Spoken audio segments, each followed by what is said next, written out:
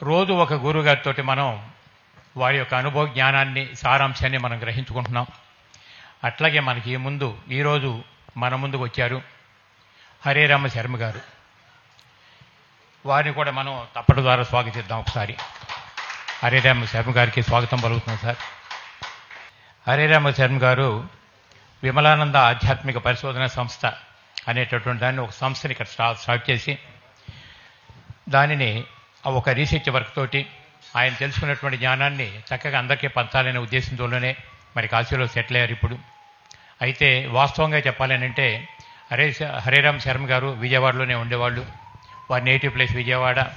NSM public స్కూల్లో ఒక టీచర్గా వర్క్ చేస్తూ కూడా ధ్యాన ప్రపంచంలో అడుగుపెట్టి ధ్యానం ద్వారా ఒక ఉన్నతమైనటువంటి జ్ఞానాన్ని స్వీకరించి మరింత ఉన్నతానికి ఎదగాలనే పరిస్థితుల్లో వారు కాశీ రావటం, కాశీపట్టణం యొక్క గొప్పతనాన్ని తెలుసుకుంటాం, ఇక్కడ ఉన్నటువంటి దివ్య శక్తులు ఏ విధంగా మనల్ని ప్రభావితం చేస్తున్నాయి అనే విషయం వారు తెలుసుకుని అవి జనాన్ని పంచడం కోసమే ఈ ఆశ్రమాన్ని వారు ప్రారంభం చేశారు.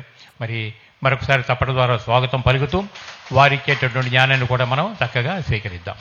నాదు నాల్కపై నిల్చి నాట్యమాడేటి తల్లి, ఐంకార హ్రీంకార త్రింకార రూపిణి, సత్యవాక్కులు సరసంబుగ పల్కవే వద వద వాగధీశ్వరి, శత సహస్ర నమస్కృతులు నీకు, శత సహస్ర నమస్కృతులు నీకు. అమ్మా, నువ్వు నా నాలిక మీద నిలబడి నాట్యమాడుతూ ఉంటావు, అందువల్ల నేను మాట్లాడగలుగుతున్నాను. నేను మాట్లాడే మాటలు సత్యమే, ఎందుకంటే నువ్వు పలికిస్తున్నావు కాబట్టి. కానీ ఈ మాటలన్నీ కూడా సరసంగా మాట్లాడమ్మా, సరసంగా పలికేటట్టుగా, ప్రీతి కలిగేటట్టుగా పలకరించు, మాట్లాడు, కఠినంగా మాట్లాడనివ్వమోక అని అమ్మకి శత సహస్ర నమస్కృతులు చేసి ఈరోజు మీతో కాశీలో నేను పొందినటువంటి ధ్యాన అనుభవాలని పంచుకుంటున్నా. 2002లో పత్రిజీతో నాకు పరిచయం అయింది రాఘవరావు గారి ఇంట్లోనే. అక్కడ సండే మెడిటేషన్ క్లాస్ జరుగుతూ ఉండేది. ఆ క్లాసులకి నేను వెళ్తూ ఉండేవాడిని. ఒక్కరోజు పత్రి సార్ వస్తే రాఘవరావు గారు తీసుకెళ్ళి ఆయన పక్కన కూర్చోబెట్టి మాట్లాడండి అన్నారు. ఆయన పక్కన కూర్చొని మాట్లాడటం ఏమిటో అనుకొని అప్పటి నుంచి పత్రి సార్తో నేను యోగితో ముఖాముఖి అనేటువంటి ఒక కాన్సెప్ట్ మీద చాలా కార్యక్రమాలు చేసేవాళ్ళం. నేను ప్రశ్నలు అడుగుతూ ఉంటే స్వామి పత్రిజీ సమాధానాలు చెప్తూ ఉండేవాళ్ళు. ఒకసారి ఆయనకు విసుకొచ్చి, నువ్వు చచ్చిపోయినా నన్ను వదలవరా, దెయ్యంగా పట్టుకుని ప్రశ్నలు వేస్తూనే ఉంటావు అన్నారు. అట్లాగా ఆ పత్రి సార్తో చేసినటువంటి సంభాషణలు క్యాసెట్లుగా వచ్చాయి. భక్తియే ముక్తి అనేటువంటి ఒక బుక్గా కూడా అది వచ్చింది. ఇదంతా ఎందుకు చెప్తున్నానంటే నాకు పత్రి సార్తో ఉన్నటువంటి పరిచయం గురించి చెప్పడానికి. మెయిన్గా ఈరోజు నేను కాశీలో ఉన్నటువంటి అనుభవాలనే మీతో పంచుకోవడానికి నేను ప్రయత్నిస్తున్నాను. 2010 వరకు నేను విజయవాడ ఎన్ఎస్ఎం పబ్లిక్ స్కూల్లో పనిచేశాను. బెస్ట్ టీచర్ అవార్డ్స్ పొంది అదే గొప్ప జీవితం అనుకుంటూ కాలం గడుపుతున్నా. 2010 వచ్చేటప్పటికి ఒకసారి గుంటూరులో ధ్యాన మహాయజ్ఞం జరిగింది. ఆ తర్వాత పత్రి సార్తో కూర్చొని మాట్లాడుతుంటే ఆయన అన్నారు, నువ్వు విష్ణు సహస్రనామం వ్యాఖ్యానం చదివావా అన్నారు. ఇదేంటి స్వామి, మీరు అసలు ఈ లలితా సహస్రం వద్దంటారు, విష్ణు సహస్రనామం వద్దంటారు, విష్ణు సహస్రనామం వ్యాఖ్యానం చదవమంటున్నారేంటి నన్ను? కాదు, ఇప్పుడు చదువు, నువ్వు దాని అర్థం తెలుస్తుంది నీకు. విష్ణు సహస్రనామంలో అది కూడా సుందర చైతన్య రాసినటువంటి పుస్తకం ఉన్నది, ఆ వ్యాఖ్యానం చదువు అన్నారు.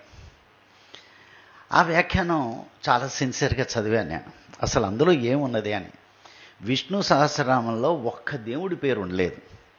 విష్ణు సహస్రనామం ఎవరి గురించి దేవుడి పేర్లు లేవు అందులో. అందులో ఉన్నటువంటి 1000 నామాలు కూడా ఏ దేవుడి గురించి కాదు, అవి అన్నీ కూడా ఆత్మ యొక్క లక్షణాలయ్యా, ఆత్మ ఎలా ఉంటుంది అని అందులో చెప్పారు, అది చదువు అన్నాడు. ఆ విష్ణు సహస్రనామం చదివిన తర్వాత ఒకరోజు కూర్చొని ధ్యానం చేసుకుంటున్నా. ఆ ధ్యానంలో వచ్చినటువంటి అనుభవం తలుచుకుంటే ఎప్పటికి కూడా ఒళ్ళు పులకరిస్తూ ఉంటుంది. విశ్వమంతయు నేను విశ్వంభరుడనేను, విశ్వమంతయు నేను విశ్వంభరుడనేను, కాలమే నేను కాలాతీతుడనేను,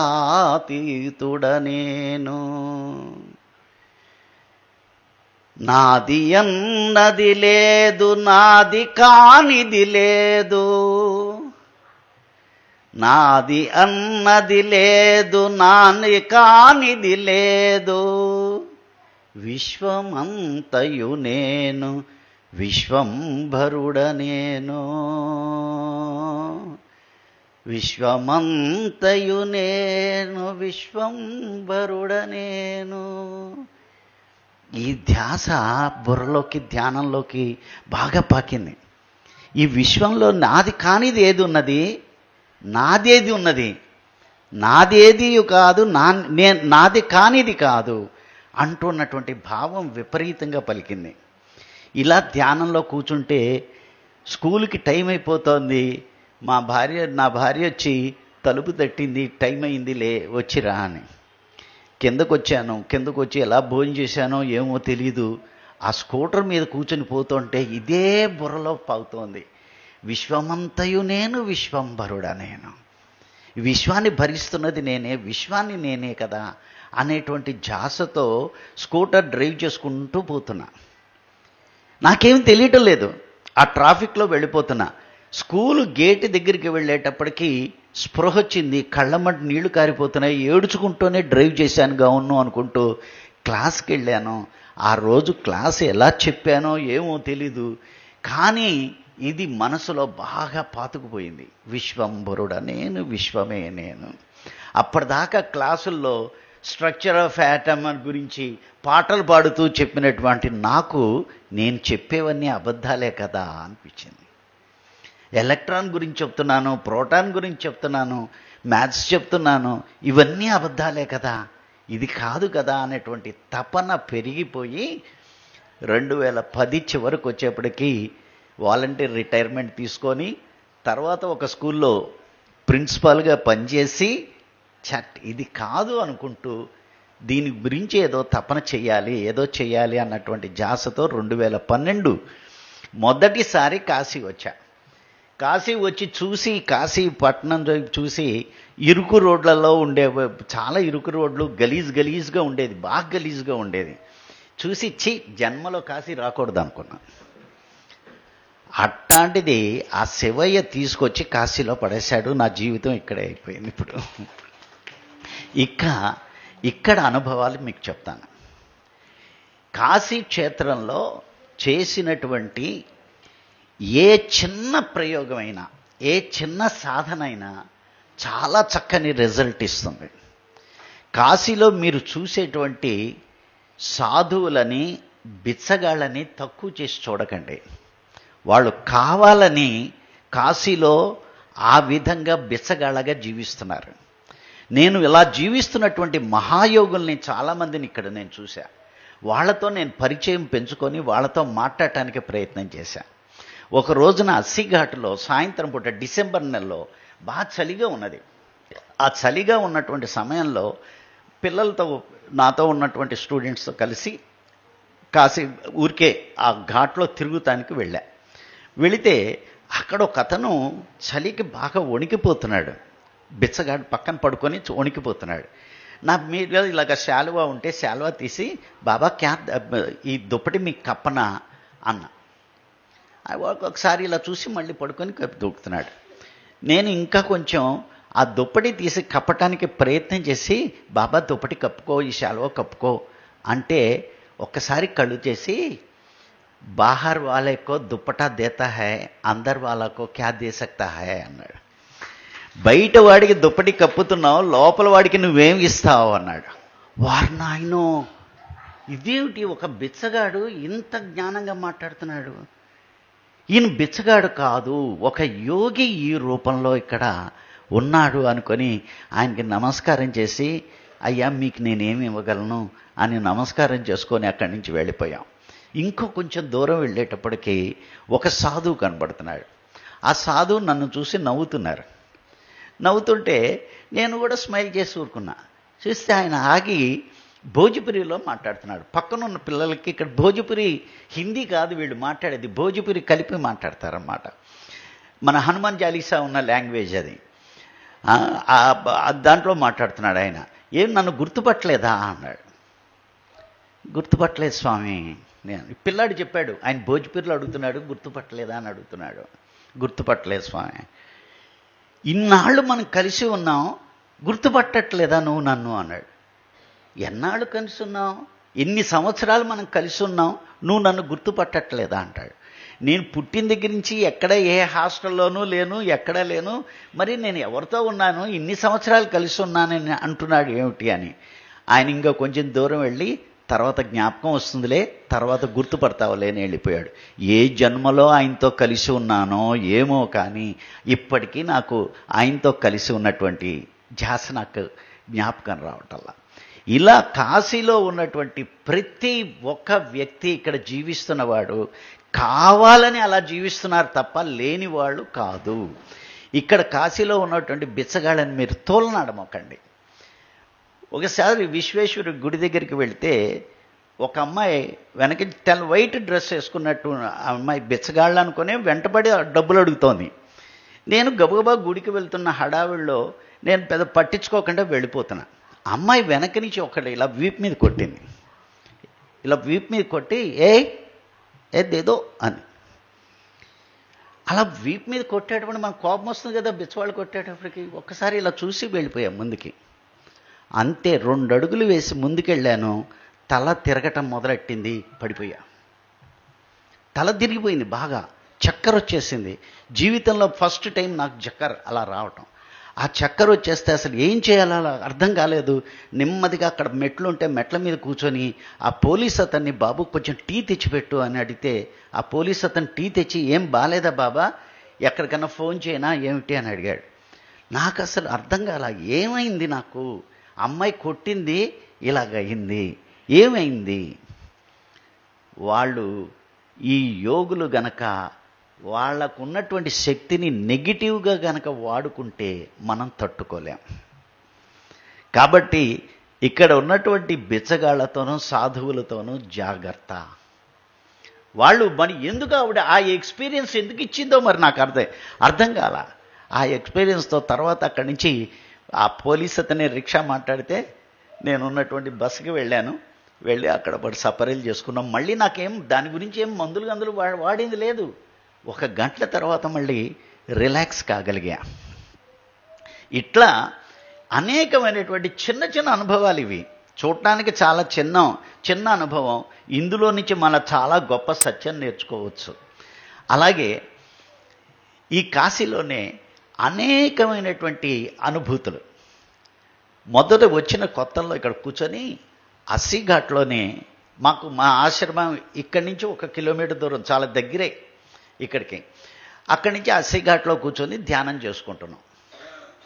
ఈ ధ్యానం చేసుకుంటుంటే పొద్దున పూట ఆ కళ్ళు మూసుకొని ధ్యానం చేసుకునేటువంటి సమయంలో మా పితృదేవతలు వచ్చి పక్కన కూర్చున్నారు.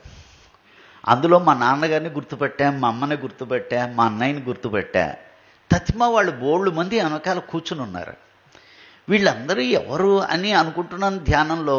అలా కూర్చుని ఓహో వీళ్ళు పితృదేవతలుగా ఉన్నాం, మనం చేసేటువంటి సంస్కారానికి, మనం చేసేటువంటి సాధనకి వాళ్ళు ఇంకా కొంచెం దోహద చేయటానికి వచ్చారుగా అని అనుకుని కూర్చొని ధ్యానం చేసుకుంటున్నా.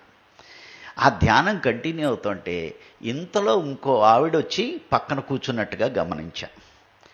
ఈవిడెవరు అని చూసుకుంటే ఆవిడ రాణి అని ఒక, ఇదివరకు నేను అక్కడ విజయవాడలో నేను హోమాలు చేసుకుంటుంటే అక్కడ సేవ చేసేది. సపర్యలు చేసేది. ఆ హోమకుండం అలకటం, ముగ్గులు పెట్టడం, అక్కడ కావలసినవన్నీ ఏర్పాటు చేయటం అలా చేసేది. ఈ అమ్మాయి కూర్చుంది. ఇదేంటి ఈ అమ్మాయి ఇక్కడ కూర్చుంది ఏంటి ఇది? ఈ అమ్మాయి పితృదేవతలతో వచ్చి కూర్చుంది ఏంటి? వైజాగ్లో ఉంటుంది అన్నారు కదా అనుకున్నాను. ధ్యానం అయిపోయింది. అయిపోయిన తర్వాత మళ్ళీ రూమ్కి వచ్చిన తర్వాత జ్ఞాపకం వచ్చింది. అక్కడ రాణి వచ్చింది కదా, ఈ అమ్మాయి ఎవరు, ఎందుకు వచ్చింది, అమ్మాయి బతికే ఉంది కదా, పితృదేవతలతో వచ్చింది ఏమిటి అని ఫోన్ చేశా. వైజాగ్లో ఉంది కదా అమ్మాయి, ఫోన్ తీసిందని ఫోన్ చేస్తే వాళ్ళ ఫ్రెండ్ తీసింది. ఫ్రెండ్ తీసి మా మీ ఎవరు అంటే నేను వాళ్ళ ఫ్రెండ్నండి, వాణి వాళ్ళ ఫ్రెండ్ని, రాణి వాళ్ళ ఫ్రెండ్ని. ఏమ్మా రాణి ఎక్కడుంది అని అడిగా. స్వామి వైజాగ్లో ఉండేది కదా, అమ్మాయికి థ్రోట్ క్యాన్సర్ వచ్చి 10 రోజుల క్రితం చనిపోయింది స్వామి. 10 రోజుల క్రితం చనిపోయిన అమ్మాయి, ఆ అమ్మాయి చనిపోయిందని నాకు తెలీదు, పితృదేవతలతో పాటు వచ్చి కూర్చున్నది. కాశీలో చేసేటువంటి ఏ సాధన అయినా కానీ హోమం వేరు, ధ్యానం వేరు, పూజ వేరు అనుకోమోకండి. మూడిట్లలో జరిగేటువంటిది ఒక్కటే. అదేమిటంటే మనతో మనం కలిసి ఉండటం. ఒకసారి పత్రిసారి భక్తియే ముక్తి అన్నారు. ఇదేంటి స్వామి భక్తి వద్దంటారు, భక్తియే ముక్తి అంటారు. భక్తి అంటే ఏమిటనుకుంటున్నావో, స్వస్వరూప సంధానం, నీతో నువ్వు కలిసి ఉండటం భక్తి. మనం ఏం చేస్తాం, భజన చేస్తూ చేస్తూ కళ్ళు మూసుకుంటాం. ఆ కళ్ళు మూసుకొని ఎవరితో కలిసి ఉంటున్నావు? నీలో ఉన్న కృష్ణుడితో నువ్వు కలిసి ఉంటున్నావు. అదిరా భక్తి, స్వస్వరూప సంధానం భక్తి. కాబట్టి భక్తి వేరు, ముక్తి వేరు అనుకోబోక భక్తియే ముక్తి అని పేరు పెట్టారు ఆ పుస్తకానికి, యోగితో ముఖాముఖి అన్నటువంటి పుస్తకానికి. అలాగా ఇక్కడ ఇలా సాధన జరుగుతూ ఉంటే ఇలా ఫిజికల్గా మనకి ధ్యానంలో కలిగినటువంటి అనుభూతి ఫిజికల్గా మనకు కనపడుతూ ఉంటుంది. ఇక్కడ చాలా గమ్మత్తుగా ఉంటూ ఉంటుంది. ఇక్కడ దగ్గరలో లలిత ఘాట్ అని ఉంటుంది.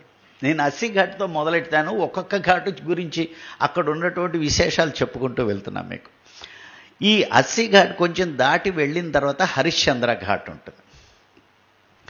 ఒకసారి మధ్యాహ్నం పూట ఇంట్లో భోజనం చేసి రిలాక్స్ అయి పడుకున్నాం. అయినప్పుడు ఎవరో తట్టి లేపినట్టుగా ఉంది. 4:30 ప్రాంతంలో లేచాం. లేచి పదవాయి బయటికి పోదామని మా ఆవిడని లేపా. ఇద్దరం కలిసి బయటకు వెళ్ళాం. మా ఆవిడ చాలా మంచి ఆవిడ. ఇప్పుడు ఎక్కడికి ధ్యానానికి వెళ్దాం పదా అంటే వచ్చేస్తుంది, సినిమాకి పోదాం పదా అంటే వచ్చేస్తుంది, పబ్కి వెళ్దాం పదా అంటే వచ్చేస్తుంది. అంతే, ఎక్కడికి వెళ్తున్నాం అని అడగదు. ఎక్కడికి వెళ్ళినా కానీ అలా వెంట వచ్చేస్తూ ఉంటుంది. అలాగే పోదామన్నా ఎక్కడికో తీసుకుపోతాడులే అనుకుంది. స్కూటర్ మీద వెళ్తున్నాం. ఎక్కడికి వెళ్ళాం? హరిశ్చంద్ర ఘాట్కి వెళ్ళాం. హరిశ్చంద్ర ఘాట్ అంటే శ్మశానం. అక్కడ ఎప్పుడూ నిత్యం ఈ దహనకాండ జరుగుతూనే ఉంటుంది. ఆ రోజు ఎందుకో ఆ శ్మశానం, ఆ శవం కాలుతున్నప్పుడు అక్కడ కూర్చుని ధ్యానం చేయాలనిపించింది. అక్కడ శ్మశాన కాళి అని ఒక గుడి ఉంటుంది, శ్మశాన కాళి. ఆ శ్మశాన కాళి ఆవిడ అక్కడ చెప్పేటువంటిది ఏమిటంటే, శవం కాలుతుంటే ఆ చితి మీద ఆవిడ నృత్యం చేస్తుంది అని చెప్తూ ఉంటారు. సరే, ఇవన్నీ చెప్తూ ఉంటారు. అవన్నీ చెప్పిన అనేక కథలు, ఎవరి అనుభవం వాళ్ళకి కథే. నా అనుభవం నాకు సత్యం, మీకు కథ. అది ఒక ఆయన కథ చెప్పినట్టుగా చెప్పారు అన్నాన్ని మీకు అనిపిస్తుంది. నా అనుభవం నాకు సత్యం, మీ అనుభవం మీకు సత్యం. అక్కడ కూర్చొని ధ్యానం చేస్తుంటే ఈ కాలుతున్న శవం నుంచి ఆత్మ ఎలా పైకెళ్తుందో కనపడుతోంది.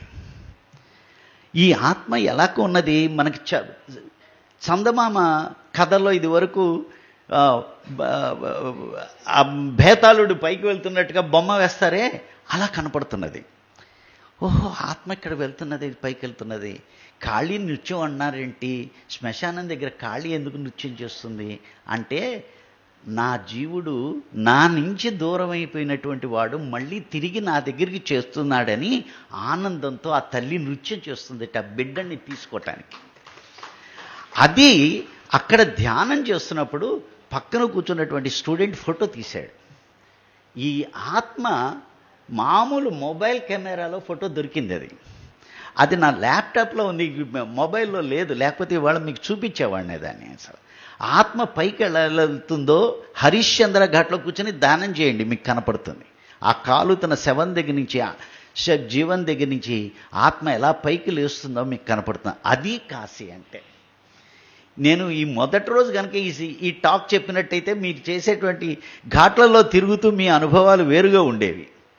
సరే, అక్కడ అది హరిశ్చంద్ర ఘాట్లో జరిగినటువంటి విశేషం. ఇది 2019లో జరిగినటువంటి విశేషం. ఆ ఫోటో ఉన్నది, అది ఇప్పటికి కూడా ఉన్నది. అది అక్కడక్కడ దర్శనం చేసి అమ్మ చెప్పింది ఏంటంటే, ఆ జీవుడు తన దగ్గరికి తిరిగి వచ్చేశాడు.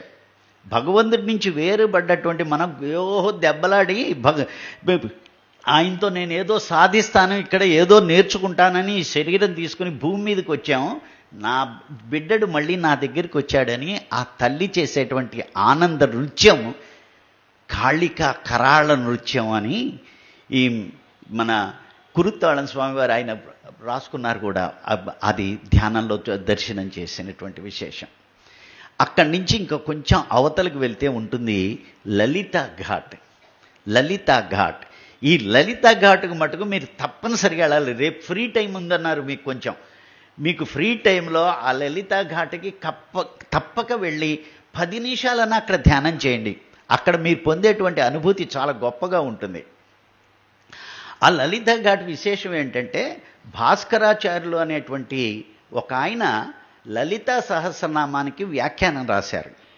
ఆ వ్యాఖ్యానం రాస్తూ 64 కోటి యోగిని గణసేవితాయై నమః అన్న మంత్రానికి 64 కోట్ల మంది యోగినులు చేత పూజింపబడేటువంటి తల్లి అని వ్యాఖ్యానం రాశారు. ఇక్కడ కాశీ పండితులు, ఆయన దక్షిణ దేశం నుంచి వచ్చిన ఆయన. ఇక్కడ కాశీ పండితులందరూ ఆయన్ని వెటకారం చేశారు. ఏంటి 64 కోట్ల మంది యోగినులు ఉన్నారా, నువ్వు చూసావా, ఏది వాళ్ళ పేర్లు చెప్పు అన్నాడు అని వెటకారం చేశారు. చేస్తే ఈయన ధ్యానంలో కూర్చొని అమ్మని ప్రార్థించాడు. అమ్మ, వీళ్ళందరూ ఇలా అంటున్నారమ్మా, వీళ్ళందరి పేర్లు చెప్పమంటున్నారమ్మా, ఏం చెప్పను అన్నాడు. అంటే ఆవిడందిట లలితమ్మంది వాళ్ళందరినీ సాయంత్రం కాశీ దగ్గరికి అక్కడికి గంగ ఒడ్డుకి రమ్మను, వాళ్ళకి చూపిద్దు కానివి అని. సరే ఈయన చెప్పాడు, అమ్మ చెప్పిందిగా, ఈయన చెప్పాడు, రా అమ్మ అందరు రండి కాశీ దగ్గరికి రండి. ఆ గంగ ఒడ్డుకి వచ్చారు.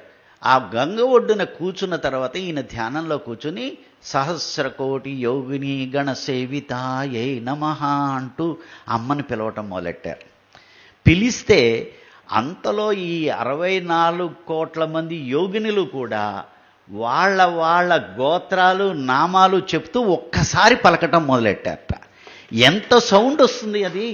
64 కోట్ల మంది ఒక్కసారి అంటుంటే ఇక్కడ కూర్చున్నటువంటి పండితుల చెవులు పగిలిపోతున్నాయి. వాళ్ళందరూ భాస్కరాచార్యుల దగ్గరికి వచ్చి, స్వామి మాది పొరపాటైంది, వద్దు ఉపసంహరించు, అమ్మని శాంతపరచు అని చెప్పి ఆయనకి నమస్కారం చేసుకున్నారు. చేసుకుంటే అమ్మ తన పరువు దక్కించిందని భాస్కరాచార్యుల వారు కాశీలో 2 ప్రతిష్ఠ చేశారు. ఒకటి ఆ లలితా ఘాట్లో లలితాదేవి చిన్న విగ్రహం, ఇంత విగ్రహం ఉంటుంది, లలితాదేవి విగ్రహం ఒకటి ప్రతిష్ఠ చేశారు. రెండోది అన్నపూర్ణ దేవాలయం. మీరు అన్నపూర్ణ దేవాలయాన్ని దర్శించుంటారు. అక్కడ లోపలికి వెళ్తుంటే కుడివైపున యంత్రేశ్వరుడు అని ఒక విగ్రహం, ఒక శివలింగం ఉంటుంది. దాని మీద శ్రీచక్రం చెక్కబడి ఉంటుంది. శ్రీచక్రం ఉన్నటువంటి శివలింగం కాశీలో అదొక్కటే. అది భాస్కరాచార్యుల వారు ప్రతిష్ఠ చేశారు. అమ్మ తన పరువు కాపాడి ప్రత్యక్షంగా అక్కడ సాక్ష్యం చెప్పింది అన్నటువంటి కృతజ్ఞతగా ఆయన పెట్టినటువంటి విగ్రహం అన్నమాట. ఈ యంత్రేశ్వరుడి దగ్గర ఒకటి, ఈ లలితా ఘాట్కి మీరు కంపల్సరీగా వెళ్ళి ఒకసారి కొంచెం సేపు ధ్యానం చేసి రండి. అక్కడ ఈ లలితా ఘాట్ దగ్గరికి ఒక అమ్మాయి నాకు పరిచయం చేసింది. లలితా ఘాట్ ఇక్కడే ఉంటుంది రండి అని కాశీ వచ్చిన కొత్తల్లో తీసుకెళ్ళింది. అమ్మాయి అక్కడ తీసుకువెళ్ళి ఇదే లలితా ఘాట్ అంది. అక్కడ లోపల గుళ్ళోకి వెళ్తే అది ఎలా ఉంటుందంటే చిన్న ఒక గది గుహలాగా ఉంటుంది.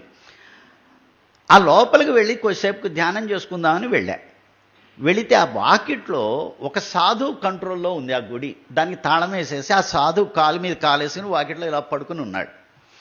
లోపలికి వెళ్ళటానికి చూస్తుంటే ఇక్కడ వాళ్ళు చెప్పారు, ఆ సాధువు దగ్గర తాళం ఉంటుందండి అన్నాడు. ఆయన అడిగా, బాబు తలుపు తీస్తావా ఒకసారి, లోపలికి అమ్మని దర్శనం చేసుకుంటాను. అతను చాలా కేర్లెస్గా, చాలా పొగరుగా, ఇప్పుడు నేను బయట నుంచి దండం పెట్టుకుని వెళ్ళిపో అన్నాడు. ఏం మాట్లాడతాం అతనితో? సరే వాకిట్లో కూర్చుని అక్కడే కూర్చుందాంలే అని బయట కూర్చున్నా. అతనికి ఏం మనసు కలిగిందో అతను వచ్చి తలుపు తాళం తీసి రా లోపలికి రా అని ఆ లోపల ఒక చక్కని కూర్చోటానికి ఒక ఆసనం ఏర్పాటు చేశాడు. ఏమిటా ఆసనం? ఈ అట్టపెట్టెలు ఉంటాయే, ఈ అట్టపెట్టెలు మడత పెట్టేస్తే ఆ కార్డ్బోర్డులు అది ఒకదాని మీద ఒకటి వేసాడు అన్నమాట. మెత్తగా ఉన్నాయి, చాలా బాగుంది, పరుపులాగా ఉంది అది. దాని మీద కూర్చొని ధ్యానం చేసుకో అన్నాడు. సరే ధ్యానం చేసుకుంటూ ఉన్నా. సాయంత్రం పూట ధ్యానం చేసుకుంటున్న తర్వాత ఒక అరగంట తర్వాత వచ్చి అమ్మ ఏమంటుంది అన్నాడు. అమ్మ ఇక్కడ హోమం చేయమంటుందయ్యా అన్నా నేను. రేపు పూర్ణిమ, ఈరోజు అర్ధరాత్రికి వచ్చేసి ఇక్కడ హోమం చేయి అన్నాడు. అర్ధరాత్రి కాశీలో లలితా ఘాట్లో జనం ఉండరు, అసలు ఎవ్వరు, నిర్మానుష్యంగా ఉంటుంది. ఇప్పుడే మామూలుగా తక్కువగా ఉంటారు జనం, నిర్మానుష్యంగా ఉంటుంది. అర్ధరాత్రి వచ్చి హోమం చేయమంటున్నాడు. ఇక్కడ బోళ్ళు మంది సాధువులు ఏదో అర్ధరాత్రి ఏదో క్షుద్ర ప్రయోగాలు అవన్నీ చేస్తారంటున్నాడు, ఈయనొచ్చి హోమం చేయమంటున్నాడు ఏంటి. సరే మా ఆవిడికి ఫోన్ చేశా. ఆవిడకి ఫోన్ చేసి ఏమో ఇలాగ ఆయన అర్ధరాత్రి వచ్చి హోమం చేయమంటాను. నా ఉద్దేశం ఏంటంటే అర్ధరాత్రి పూట హోమోకండి, మీకు ఎందుకు వచ్చిన గొడవ, వద్దులే మీరేదో చేసుకోండి అంటుంది అనుకున్నా. ఆవిడంది ఏదో ఎరగతీస్తా అన్నావుగా కాశీ పోయి మళ్ళీ భయపడతావు ఎందుకు, వెళ్ళి చెయ్యండి. ఆవిడే అసలు వెనక్కి లాగుతుంది అనుకుంటే ముందుకు నెట్టింది. సరే ఇక తప్పదనుకొని ఈ హోమానికి కావలసిన సామాన్ అంతా ఒక బ్యాగ్లో పెట్టుకొని గుడివాడ నుంచి ఒక అతను ఈ నాతో పాటు ఉండటానికి సహాయంగా ఉండటానికి ఒక ఆయన వచ్చాడు. ఆయన వెంటేసుకుని రాత్రి 11:30కి ఆ ఘాట్ దగ్గరికి వెళ్ళా. అప్పటికి నా ఉద్దేశం ఏంటి, వాడు తలుపు తాళం వేసి ఉంటే వెనక్కి తిరిగి వచ్చేద్దామనే. సరే అక్కడికి వెళ్ళి అతనికి ఫోన్ చేశా. నేను వస్తున్నాను, ఉండు, అక్కడే ఉండు అన్నాడు. ఓర్ని దుంపతేగా నువ్వు వస్తానన్నా అంటున్నావురా అనుకొని సరే కూర్చుంటే వచ్చాడు. 11:30కి వచ్చి లోపల అన్నీ ఏర్పాటు చేశాడు. అక్కడ హోమగుండం అది ఏర్పాటు చేశారు. నెయ్యి అవన్నీ నేను తీసుకెళ్ళాను. కూర్చుని హోమం చేద్దాం అనుకుంటే ఏ మంత్రంతో చేయాలి హోమం? ఆయన అడిగా సాధుని, ఏ మంత్రంతో చేయమంటావా? చేయమన్నావిడే చెప్తుందిలే, కూర్చో అన్నాడు. సరే కూర్చున్నా. ఏ మంత్రం జ్ఞాపకం వస్తే అది చేద్దాంలే అని కూర్చున్నా. ఇంతలో 12 గంటలకి అతను ఆ గదికి తాళం వేసేసి వెళ్ళిపోయాడు. ఇక్కడ రాత్రిపూట హోమం చేస్తుంటే పోలీసులు పట్టుకుంటారు, అందుకని నేను మళ్ళీ వస్తాను, నువ్వు కూర్చొని హోమం చేసుకో అన్నాడు. గజగజలాడిపోయా నేను. వీడి అర్ధరాత్రి హోమం చేయటం, ఈయనేమో తలుపు తాళం వేసుకెళ్ళిపోయాడు. అసలు ఏం చేయాలి ఏంటనుకుని సరే ఏదైతే ఇక మొండి ధైర్యం వస్తుందిగా, ఇక తప్పించుకోవడానికి లేనప్పుడు మొండి ధైర్యమే. సరే వీడిని కూర్చోబెట్టి అరే బాబు మొదలెడదాం పట్టరా అనుకొని వనదుర్గ మహామంత్రంతో హోమం మొదలెట్టిన ఒక అరగంటకి ఈ ఎడం కాలు లాగేయటం మొదలెట్టింది విపరీతంగా. అలా ఇలా కాదు, ఈ పాదం పట్టుకుని ఎవరో ఇలా తిప్పేసినట్టుగా విపరీతమైన నొప్పి వస్తుంది. ఎప్పుడు నా కాళ్ళ నొప్పులు అవి లేవు నాకు, అసలేమి ఈ సయాటిగా బోయాటిగా అంటారు, అవేమీ లేవు నాకు. అసలు ఇదేమిటి ఇంత నొప్పి వస్తుంది అనుకుని తట్టుకోలేకపోయా. అమ్మా ఏమిటమ్మా నువ్వు రమ్మన్నావు, హోమం చేయమంటున్నావు, నువ్వు హోమం చేయమంటూ ఈ నొప్పి ఏమిటమ్మా అంటూ గిలగిల్లాడిపోయా. ఆ నొప్పి దగ్గర ఒక 10-15 నిమిషాలు ఉన్నట్టున్నది. ఇక భరించలేక కళ్ళు మూసుకు కూర్చుంటే అప్పుడు ఈ గది నిండా కూడా మిణుకులు పురుగులు ఉంటాయి. మిణుకులు పురుగులు అంటారు వాటిని. అవి కాంతి వెదజల్లుతూ ఉంటాయి. ఆ కాంతి పురుగులు గదిలో 1-2 అలా మిణుగులు పురుగులు కనబడ్డట్టు అనిపించాయి. ఇవి మిణుగులు పురుగులా అనుకుంటూ ఇక కళ్ళు మూసుకున్నా. నాకు ఒళ్ళు తెలియటల్లా. మంత్రం జరుగుతోంది, హోమం జరుగుతోంది, కళ్ళు మూతలు పడిపోయాయి. ఆ గదిలో లైటింగ్, ఈ మిణుగులు పురుగుల కాంతి విపరీతంగా పెరిగిపోవటం మొదలెట్టింది. ఇందాక 1-2 ఉన్నవి కాదు, కొన్ని వేల కాంతులు అలా మిణుగులు పురుగులు ఎదుగుతున్నాయి. అప్పుడు అమ్మ చెప్తోంది, వాళ్ళు సూక్ష్మ శరీరులు, నువ్వు చేస్తున్న హోమాన్ని చూడటానికి వచ్చిన సూక్ష్మ శరీరులు వాళ్ళు ఆ మినుగులు పురుగుల లాగా ఆ లైట్ లాగా మీకు కనపడుతున్నారా అని చెప్తోంది. అలా హోమం చేస్తూ చేస్తూ కూర్చున్నాను. ఈ పక్కనున్న కుర్రాడిని చూస్తేనేమో వాడు కళ్ళు మూసుకుని ఇలా ఇలా హోమద్రవ్యం వేస్తున్నాడు. ఇక కొంచెం సేపు అయిపోయేప్పటికీ గంగ పొంగి గదిలోకి వచ్చేసినట్టుగా భావన కలిగింది. అప్పటికి టైం 4:30. ఈ సాధు వచ్చి తలుపు తీశాడు, అమ్మవారికి అభిషేకం చేశాడు. చేసి ఎలా ఉంది అన్నాడు. ఎలా ఉంది ఏమిటిరా బాబు, ఇదేమిటి, ఇదెక్కడ అనుభవం, ఇదెక్కడ గొడవ అని ఈ పక్కన కూర్చున్న వాడిని అడిగా. ఎరా నీవే ఎలాగుందిరా, నీకెట్టా ఉంది? ఏమో స్వామి నాకు తెలియలేదు, నేను ఇలా హోమం వేస్తుంటే ఎవరో వచ్చి నా చేతిలోంచి తీసుకెళ్ళిపోతున్నట్టుగా ఉంది, ఈ గంగ ఉప్పొంగిపోయినట్టుగా ఉంది, గదిలోకి వచ్చింది అన్నారు. అది అద్భుతమైన అటువంటి అనుభవం. ఆ సాధు అన్నాడు, ఏముందంటే అబ్బా చాలా బాగుందయ్యా హోమం అంది. అలా కాదు, ఇక్కడ 108 రోజులు ఉండు నువ్వు కాశీలో, ఇంకా తెలుస్తుంది అన్నాడు. ఫస్ట్ టైం కాశీ వచ్చినప్పుడు ఇక జన్మలో రావద్దు అనుకున్నా. తర్వాత 9 రోజులు ఉన్నా. తర్వాత 40 రోజులు. ఇప్పుడు ఈయన 108 రోజులు వేశాడేంట్రా బాబు అనుకున్నా. ఆ 108 తర్వాత 1000 రోజులు వరుసనే చండీ హోమం చేశాయి ఈ కాశీలో. 3.5 సంవత్సరాలు అక్కడ ఒకటే ఏకధాటిగా ఉండి అమ్మ ఎందుకు చేయించిందో చేయించింది. ఇలా ప్రతి క్షణంలోనూ అనుభవం ఇస్తూ ఉంటుంది. ఈ లలిత ఘాటికి ఈ అనుభవం వచ్చింది. వచ్చి కూర్చున్నాం. మళ్ళీ ఘాట్లో ఈ ఆశ్రమంలో కూర్చున్నప్పుడు 2-3 రోజులకి ఒక లాయర్ గారు వచ్చాడు. ఆ లాయర్ గారు వచ్చి, ఏమిటి స్వామి ఇక్కడ ఉన్నారు ఏమిటి అని. నేను చాలా రోజు ఇటు వెళ్తూనే ఉంటాను, ఎవరో పట్టి లాగినట్టుగా ఇవాళ అనిపించింది, ఇక్కడ నీ దగ్గరికి వచ్చాను, నీతో పరిచయం చేసుకుందామని వచ్చాను, ఏమిటి ఏం సంగతి? ఇలా నేను హోమం చేసుకోవటానికి వచ్చానయ్యా, కాశీలో హోమాలు చేసుకుంటున్నాను. అవును, కాశీ ఘాట్లలో ఒక్కొక్క ఘాటికి ఒక్కొక్క కథ ఉంది తెలుసా నీకు అని. అవునవును, నాకు లలిత ఘాట్లో ఇలా అనుభవంగా ఉంది అన్న. ఆ లలిత ఘాట్ పక్కనే రాజేశ్వరి టెంపుల్ అనే ఒక టెంపుల్ ఉందయ్యా, రాజేశ్వరి దేవత టెంపుల్ అది ఉన్నది అన్నాడు. అవునా అన్న. ఏమిటి ఆ కథ అన్న అంటే, ఒక మార్వాడికి పిల్లలు లేరట. గుజరాత్లో ఉన్నటువంటి మార్వాడికి పిల్లలు లేరు. లేకపోతే ఎవరో చెప్పారు, నువ్వు కాశీ వెళ్ళు, అక్కడ సాధువులు ఉంటారు, వాళ్ళ దయ కలిగితే, వాళ్ళ అనుగ్రహం కలిగితే పిల్లలు కలుగుతారు నీకు, వెళ్ళమని చెప్పారట. సరే అతను వచ్చాడు. వచ్చి ఎవరిని కలవాలో తెలియక ఎక్కడో ఒక సాధువు కనబడితే ఆ సాధువు దగ్గర వాడు గోడు చెప్పుకున్నాడు, అయ్యా నాకు పిల్లలు లేరు, ఇలా సంతానం కోసం వచ్చాను. ఆ సాధువు అన్నాడు, నీకు పిల్లలు కలుగుతారు, నీ కలిగినటువంటి పిల్లల్లో మొదటి సంతానాన్ని నాకు తెచ్చి ఇచ్చేయాలి నువ్వు, అలా ఇస్తానంటే నీకు పిల్లలు కలుగుతారు అన్నాడు. ఈయన మొదటి సంతానం అంటున్నాడు అంటే రెండో వాళ్ళు ఎవరో ఉంటారన్నమాటే కదా. సరే అలాగే స్వామి తెచ్చేస్తానన్నాడు అని మర్చిపోయాడు. ఆయన మర్చిపోయాడు, ఈయన మర్చిపోయాడు. ఆ వ్యాపారి వెళ్ళిపోయాడు, వ్యాపారం చేసుకుంటున్నాడు. కొంతకాలానికి ఆయనకి మొదల ఒక ఆడపిల్ల పుట్టింది, తర్వాత ఒక మగపిల్లాడు పుట్టాడు. ఈ మగపిల్లాడు పుట్టిన తర్వాత సాధువు కళలో కనబడ్డాడు. ఆయనకి కనబడి, నాకు ఇస్తానన్నది ఏది ఇవ్వలేదే అన్నాడు. ఇదేమిటి ఇలా అడుగుతున్నాడు అనుకొని జ్ఞాపకం వచ్చింది. సరే మళ్ళీ ఈ సాధువు దగ్గరికి వచ్చి క్షమార్పణ చెప్పి ఏదో కొంత డబ్బు ఇచ్చిపోదాంలే అని వచ్చాడు. వస్తే ఆ సాధువు అన్నాడు, ఆ బిడ్డ నీ బిడ్డ కాదు, నాకు ఇచ్చేసే అన్నాడు.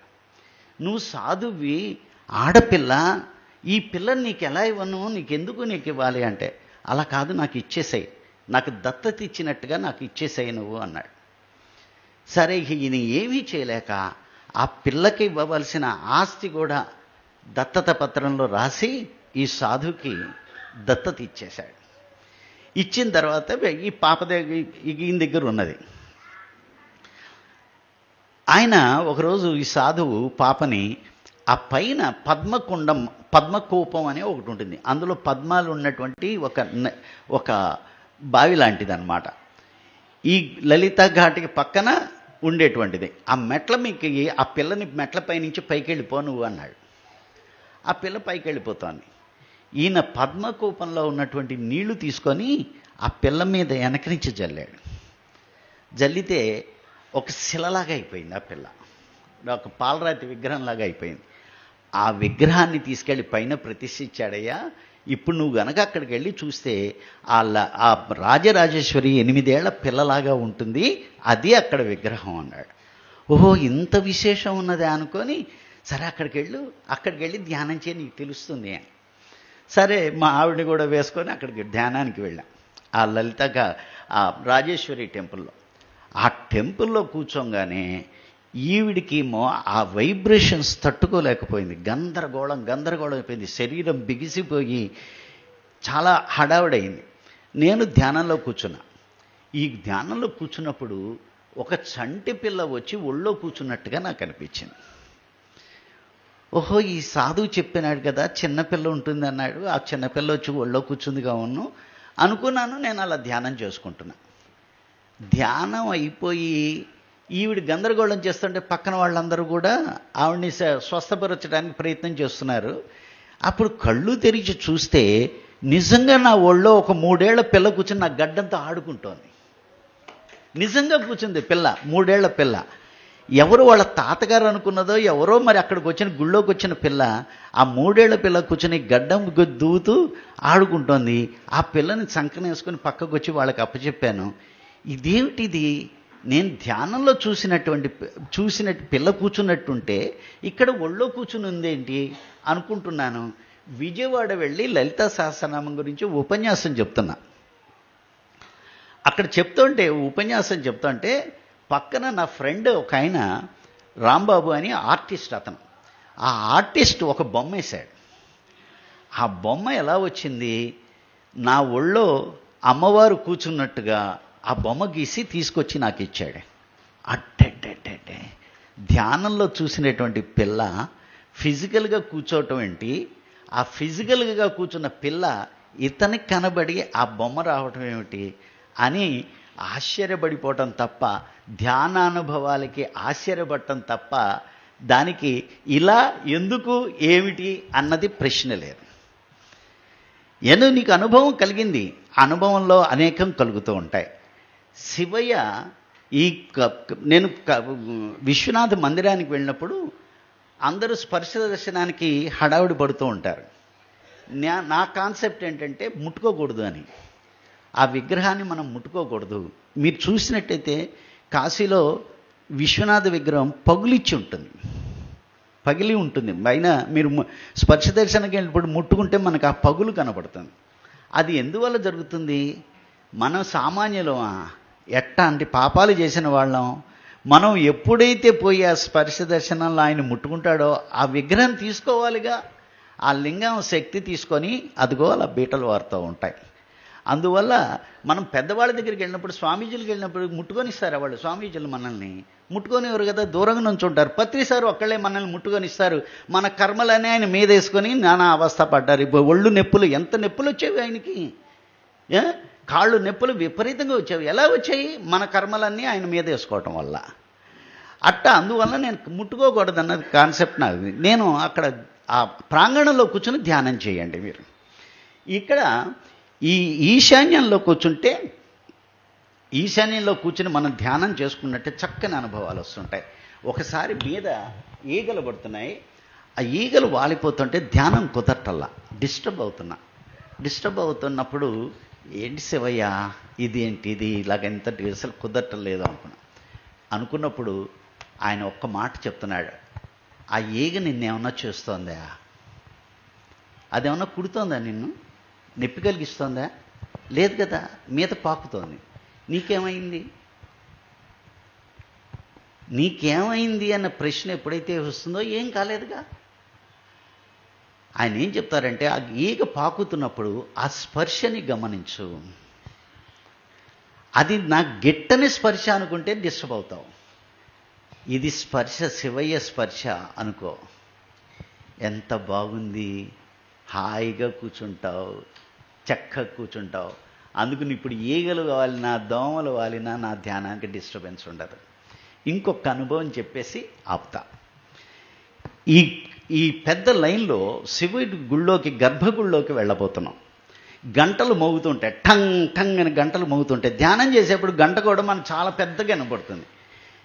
ఈ గంటకి చాలా డిస్టర్బ్ అవుతుంటే అప్పుడు శివ ఏం చెప్పారు, ఆ గంట మోగుతుందే టంగ్ అన్నప్పుడు తర్వాత నిశ్శబ్దానికి వెళ్తుంది. టంగ్ అవుతుందిగా. ఆ నిశ్శబ్దం మీద కాన్సన్ట్రేట్ చేయి. నిశ్శబ్దం మీద కాన్సన్ట్రేట్ చేయి, సౌండ్ మీద కాదు. ఎప్పుడైతే ఆ నిశ్శబ్దం మీద కాన్సన్ట్రేట్ చేస్తావో నువ్వేం చేస్తావు, మోగంగానే రెండో టంగు కోసం వెయిట్ చేస్తావు, మళ్ళీ ఆ నిశ్శబ్దం కోసం ప్రయత్నం చేస్తావు. అప్పుడు గంట నీకు డిస్టర్బ్ కాదు. ఒకసారి లైన్లో వెళ్తుంటే ఆ పక్కన ఉన్న పెద్ద గంటని ఎవడో మోగిచ్చాడు.